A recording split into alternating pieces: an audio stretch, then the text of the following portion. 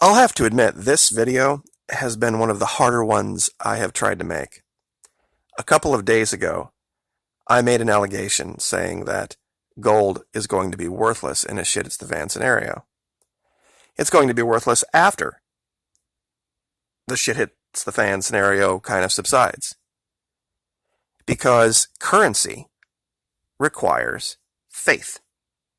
You have to believe that if you accept currency for the real good that you're trading, that currency you're going to be able to go and take and get something that's at least as valuable as what you let go of. And people are not going to believe that for a good long time, especially during a shit hits the fan scenario and for a long time thereafter. Because they're going to remember when the grocery store shelves looked like this, and then within a matter of weeks they looked like that. And when the groceries did show back up, it was riots to get them. And violence to get them. They're not going to want to go to the grocery store like they do today. And here's going to be the problem. It's going to be a self-fulfilling theory about weapons. And let me walk you through this. There has been this speculation for a long time that the government wants to grab weapons. I'm not doubting that. But this is how they're going to do it. And it's going to take somebody who understands game theory. And for those of you that don't know what that is, it's the idea of a certain random set of circumstances being put toward a whole group of people, and then based on all of their different reactions to those circumstances, different paradigms crop up. Now, these are the 5 basic concepts, and the 2 that you need to focus on is Nash equilibrium and zero-sum game. Because when people all react to the same event the same way, then you can predict it. But we all know that not everybody reacts the same way. But we do know what the outcome is going to be based on a certain set of variables. And I'll show this again one more time. When this stops being this for a good long time and is this, and the only way you get this is by risking being caught up in the middle of a food riot. When you have supplies of this, you are not going to sell them to anyone. And when you have the opportunity to get this kind of stuff, you're going to buy the maximum amount possible.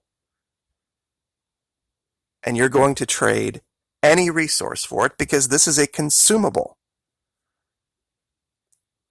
And you're going to need it.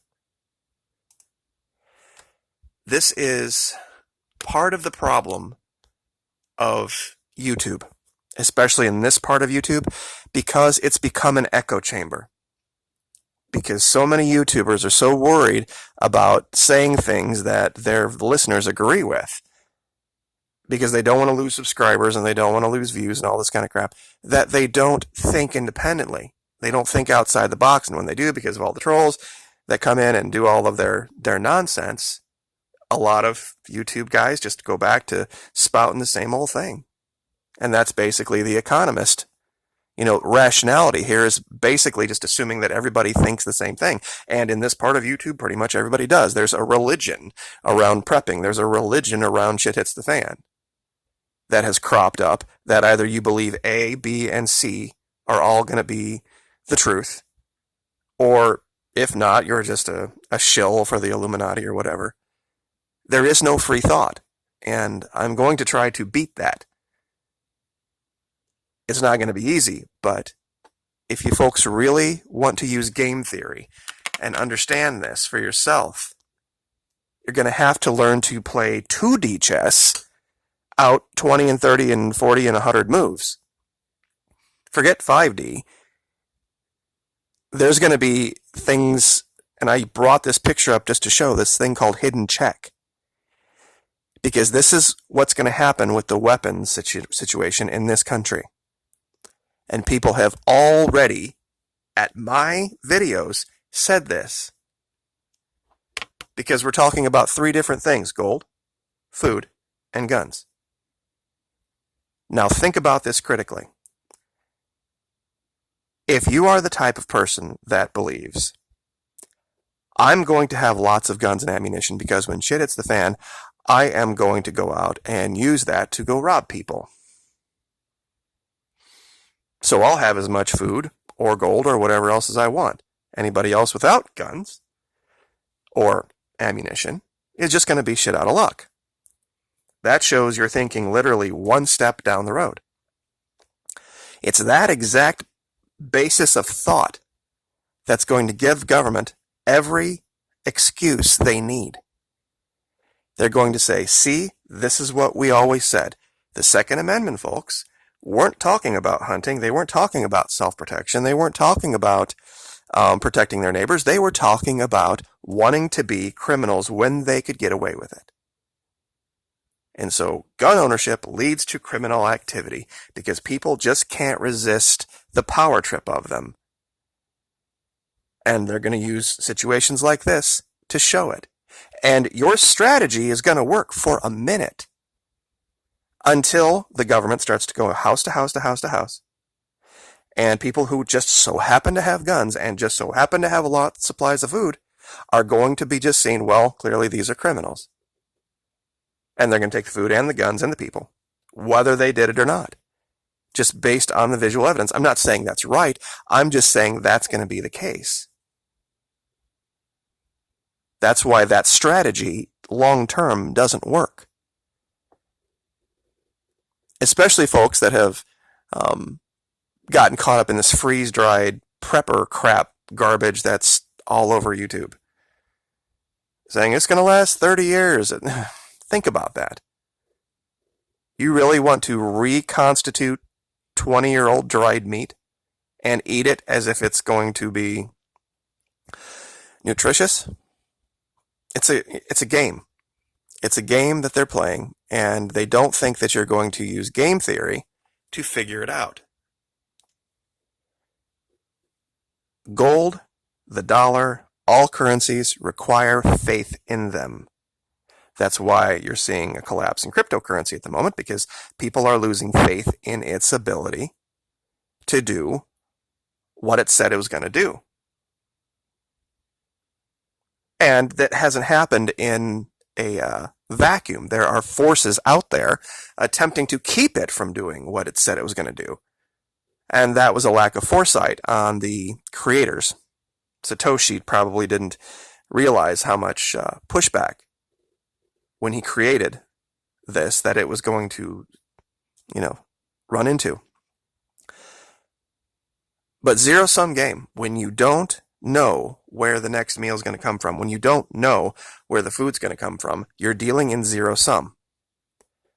Which means, why am I going to sell a week's worth of food, 3 days worth of food, for something that is going to become worth less and less and less and less and less as the days go on, meaning gold and weapons. Weapons are going to be a risk. Being caught with them. Forget using them. Especially when you're spending $1,000, $1,100, $2,000 on weapons. And I know there's a lot of guys out there who know what I'm talking about. This meme makes perfect sense. I talked about these water purifiers that you can get that pull water right out of the air.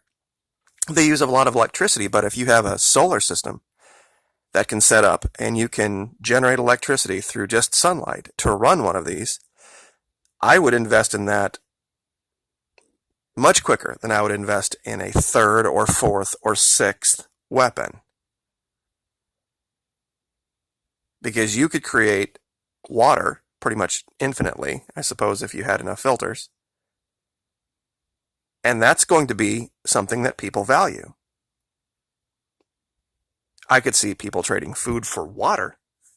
I don't know anybody that would trade water for food, given the amount of time that you can go without food versus water. But you can forget gold.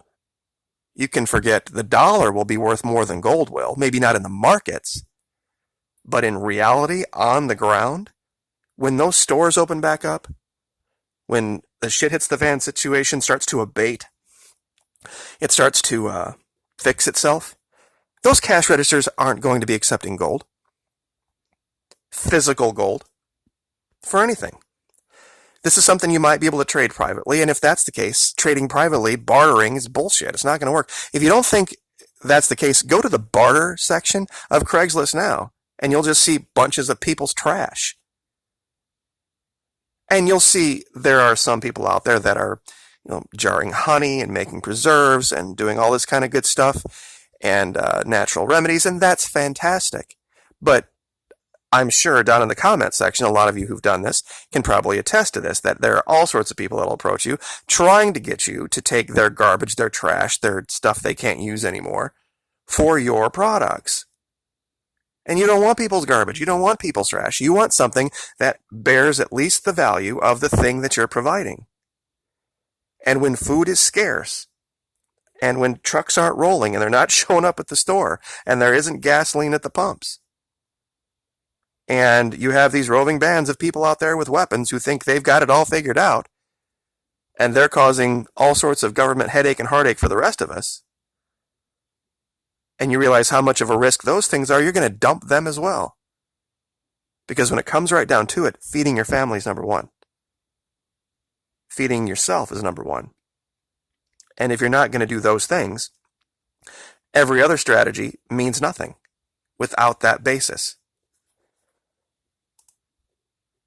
Not everyone thinks alike. There are always hidden consequences wherever you go. And when this becomes this, it changes everything. For all of these people over here who think differently than one another, have different values, it's going to, how they're going to react to it isn't going to be something like this guy thinks he has figured out over here. Game theory will fix this logic problem, and it will show the action that you should take. I would highly, highly recommend getting yourself, one second,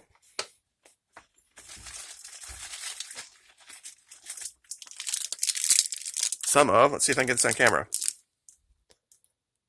some of these. These are Zone Perfect bars. These are nutritionally balanced. I have hundreds and hundreds and hundreds of them packed up in soft-sided coolers, and wouldn't be without them.